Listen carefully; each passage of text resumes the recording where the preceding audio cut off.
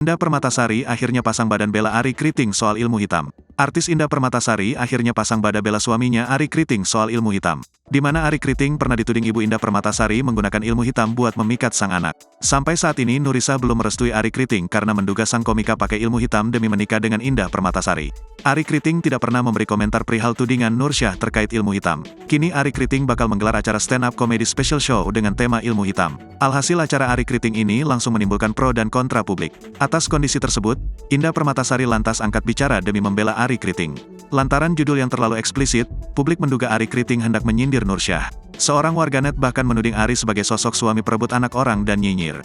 Indah Permatasari langsung menanggapi komentar nyinyir tersebut melalui akun Instagram pribadinya @indahpermatas, Senin, tanggal 31 Juli tahun 2023.